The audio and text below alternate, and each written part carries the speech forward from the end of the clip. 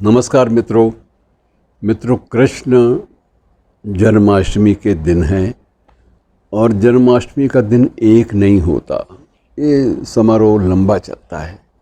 इसकी तैयारियां जो हैं वो तो महीनों पहले आरंभ हो जाती हैं और इसका इसकी प्रक्रिया जो है वो निरंतर सप्ताहों तक चलती है। और इन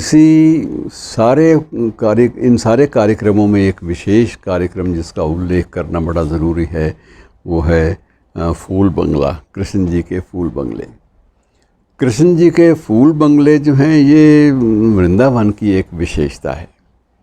वहाँ बांके बिहारी के मंदिर में रोज़ बदल बदल कर श्रृंगार होता है और श्रृंगार में केवल फूलों की सज्जा जो है वो आधार बनती है। और इन फूलों में सब तरह के जो फूल हैं उनसे सारी की सारी सज्जा तैयार होती है। और इन फूलों में विशेष रूप से मोतिया, रात रानी, बेला और जूही और इस प्रकार से जितने भी ये अपने फूलों की जो किस्में हैं जिनमें सुगंध भी बिखरती है पूरे के पूरे वातावरण में और सौंदर्य बोध भी जगता है, ये सारे के सारे फूल जो हैं ये वस्तुतः एक प्रकार से वृंदावन की शोभा होते हैं।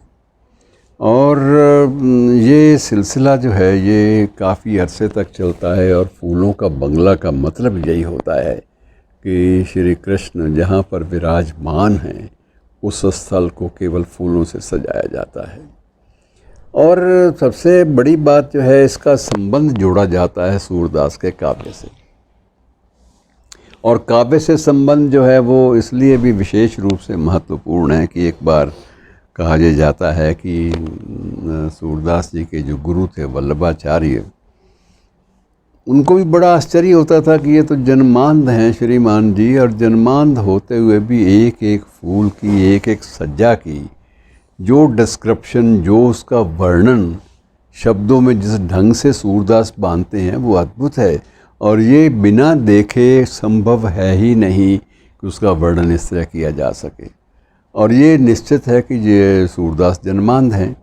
ऐसा भी नहीं है कि उनकी दृष्टि थोड़ी बहुत कायम हो ताकि वो फूलों को थोड़ा बहुत देख सकें, ऐसा भी नहीं है, कोई संभावना नहीं है।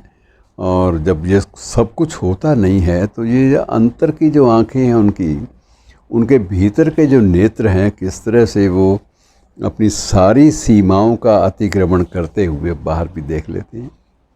तो ये एक बड़ी विचित्र बात थी। और उन्होंने इस बात की परीक्षा करने के लिए एक बार कहा यह जाता है कि उनके आग्रह पर, वल्लभाचार्य जी के आग्रह पर, जो सेवक थे मंदिर के पुजारी, उन्होंने श्री कृष्ण अर्थात बांके बिहारी की मूर्ति, उसको केवल फूलों से उसका श्रृंगार किया, नीचे वस्त्र नहीं पहनाए गए। और फूलों से श्रृंगार किया तो वल्लभाचार्य देखना चाहते थे कि अब सूरदास क्या करेंगे, देखते हैं, प्रतिभा है तो पता लग जाएगा। और अगर अंदर की आंखें नहीं हैं और सिर्फ वो कल्पना शक्ति के सारे काम करते हैं तो भी पता चल जाएगा। लेकिन बड़े उनको वो स्वयं भी हतप्रभ रह गए। और जो सेवक थे सूरदास के श्रद्धालु और कृष्ण की श्रद्धा में डूबे हुए लोग, वो भी बड़े हैरान थे। इस बात की चर्चा तो थोड़ी बहुत सीमित स्तर पर होने लगी थी, लेकिन इस बात को बड़ा एक गुप्त रहस्य रखा गया था कि किसी को पता ना चले।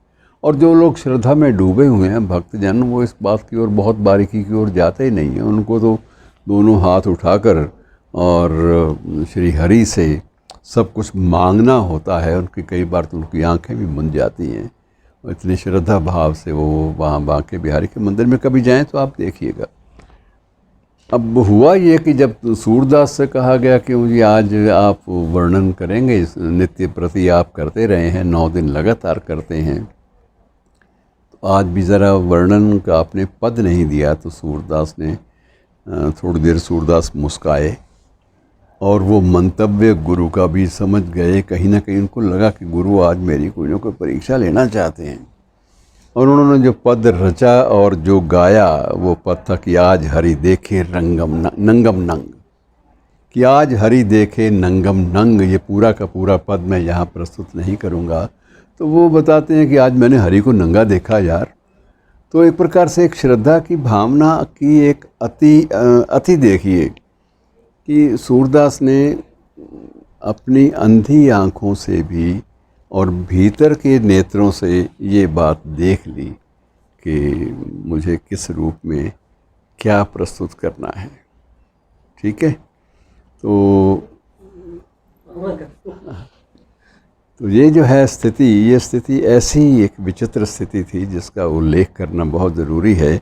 और मित्रों, जब ये मौसम आता है, कुछ परिवार, यकीन जानिए, विश्वास कीजिए, कुछ परिवार जो हैं वो 7 दिन लगातार, जन्माष्टमी से 3 दिन पहले और जन्माष्टमी के 3 दिन बाद और जन्माष्टमी वाले दिन वो वहाँ मौजूद रहते हैं। यद्यपि ये बंगलों की जो परंपरा है ये तो अप्रैल के बाद आरंभ हो जाती है और ये चलती है मई में, जून में, जुलाई में, अगस्त जन्माष्टमी तक चलती है। लेकिन इस परंपरा का जो चरम होता है वो 1 सप्ताह पूर्व और 1 सप्ताह बाद तक चलता है। पूरा पक्ष एक होता है, तो उस पक्ष में ये पूरा का पूरा जो चित्र है ये खींचा जाता है फूलों के द्वारा। और इसमें जो सबसे बड़ी विशेषता होती है कि प्रतिदिन श्रद्धालु जो हैं अपनी ओर से फूलों की सेवा के लिए बाकायदा एक नीलामी, अपनी आप की अपनी पेशकश की नीलामी करते हैं।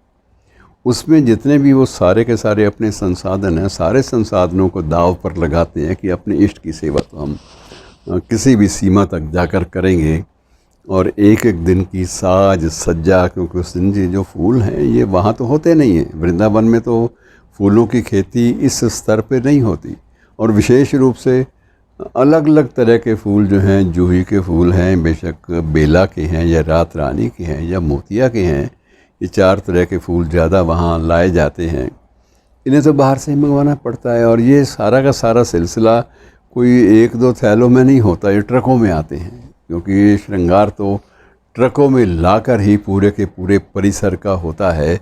और इस तरह से ये परंपरा चली आ रही है मित्रों। तो ये बंगले जो हैं ये भी, इनकी नीलामी लाखों में होती है और वो लाखों का जो बना हुआ बंगला है उसके दर्शन और उसके बाद प्रसाद, उस पर प्रसाद पे खर्च हो जाते हैं। धन्यवाद।